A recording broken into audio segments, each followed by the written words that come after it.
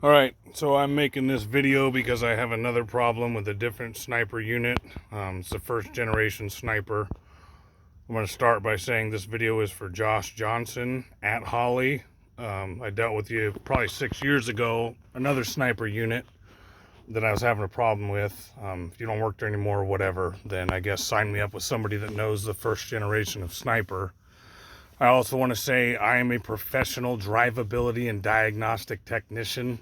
I do check engine lights on anything. I'm very familiar with everything about electrical, engine performance, and every other fucking thing about a car. But I specialize in the check engine lights because no one else does.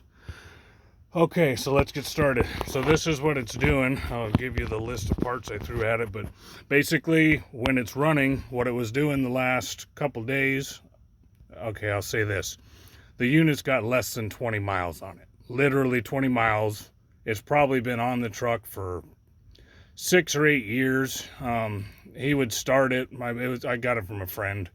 And inherited it. He passed away, but he would start it at least once a month and just let it idle, and everything was fine. It actually passed emissions once with the sniper, which was cool. So it used to run fine. He just never put any miles on it because we're still missing some stuff here. You know, the rest of the trucks we already got done, but under the hood is great. This thing, it doesn't even leak oil. So the truck sat around. Here we are with 20 miles on it. Basically, the problem is when you fire it up, the first day I pulled it out of storage, I let it sit for 1.5 years after I got it because I didn't want to touch it. So after about 1.5 years, I finally decided, all right, let's do something with it. So I brought it home. Well, that night I got it fired up. It was fine. You know, new battery or whatever. I didn't let it sit with the old battery hooked up either. I had it disconnected, if that makes you feel better. So I drove it home, and that night, me and my buddy, I put new fuel in it. The tank was empty, so I put fresh fuel in it. And we drove it around and trying to tune it, do the self-learn, and it wouldn't do it. Hold on, I'm on the phone. It wouldn't do it. It wouldn't tune right. It wasn't run right. It ran terrible under full throttle. And just cruising was all right. I don't have any details from that because my buddy was watching the handheld while I was driving it, and I didn't anticipate it having a problem because it ran fine, you know, for the last prior years. Every time we worked on it, it ran fine.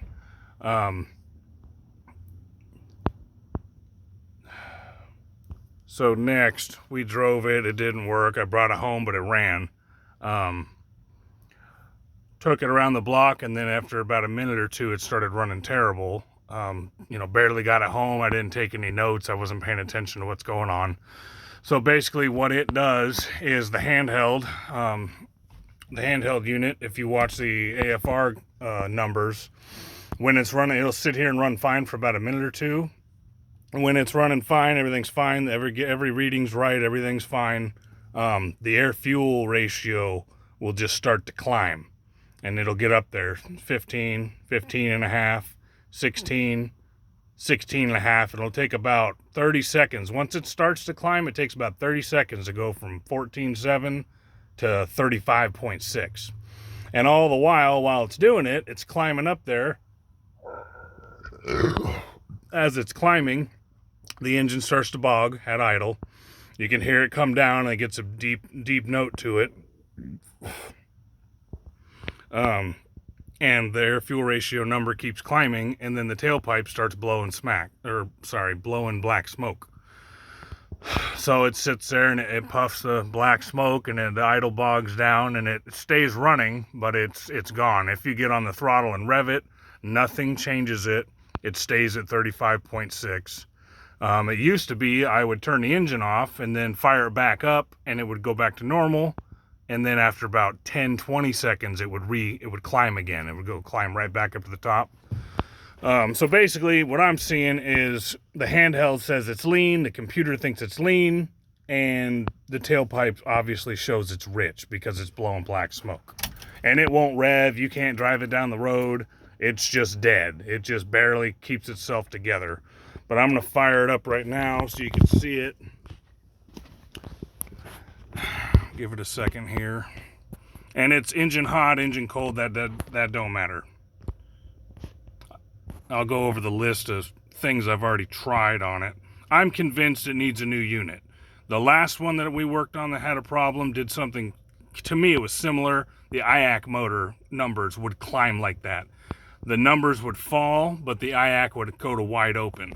And it climbed at the same kind of speed, if that makes sense. The IAC percentage would climb and give you a false reading. I'm gonna go ahead and start it. See how it jumps right to 36, and it's already right there.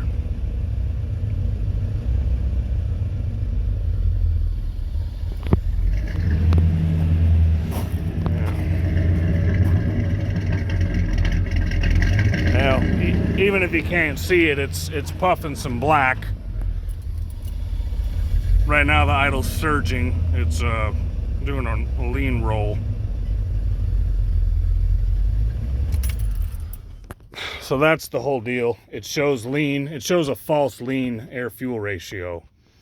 So this is what I've done to it already. After the first day, I brought it home after we tried to tune it and it wouldn't tune. I brought it home. I changed the distributor because there's cheap ones on Amazon that are cheap and they work great. I put them in everything and I've never had a failure. So I put one of those in. They have a great timing curve. That's why I wanted it, and they're cheap. So I threw that at it just as maintenance because I didn't remember if we'd ever done one to this or not. Put one of them in there and fired it up because I thought maybe that would be the fix-all. Same thing. That's when I got to the point where I started noticing the air fuel was way off. The tailpipe was blowing black smoke. So I put that one in it, and then I started thinking I didn't really notice the black smoke yet. I wasn't, like I said, I wasn't paying a lot of attention to it. Every time we've ever touched this truck in the last 6 years, it always ran fine. I wasn't worried about it. I wasn't paying a lot of attention because it always ran fine. So then I threw one more distributor at it just in case, because they're $50 and I didn't, whatever, it was worth a shot. And if it didn't fix it, I'd keep the old one for something else. So it's fine. So I threw a third one in it. Didn't change. Didn't get any better or worse. So it's on its third distributor. This LCD unit, the handheld unit, I had an extra because the last problem I dealt with one of these snipers a couple years ago, six years ago, something like that, on a different truck. I had an extra because you guys sent it to me hoping that would fix it. So I had the extra. It's been in my room. It's, well kept. That didn't change anything at all. Also, it's the AFR reading, so I threw a Holley. I ordered it from Holley, the O2 sensor for it. I just put that in today. That didn't fix it. I was really hoping that was going to do it. So it's on its second Holley O2 sensor.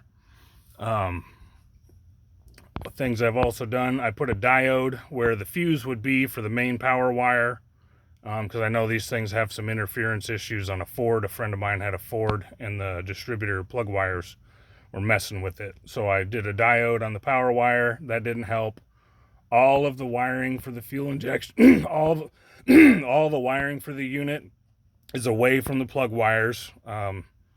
If they're near it, they're crossed at 90 degrees, so they're away from the plug wires to prevent that. The fuel pressure's at 65 pounds. My gauge says 65. It could be wrong. I know it's supposed to be 60 or 58.8, but the fuel pressure's at 65 the entire time, start to finish. You hit the key, it's at 65, it never moves. So it's not a fuel pressure problem. What else did I do? Well, I don't remember anything more than that. But so that's where I landed with it. The AFR is giving a false reading of lean, and then as the computer compensates for the lean condition, it's in reality too rich and blowing black smoke. That's what I'm seeing from it.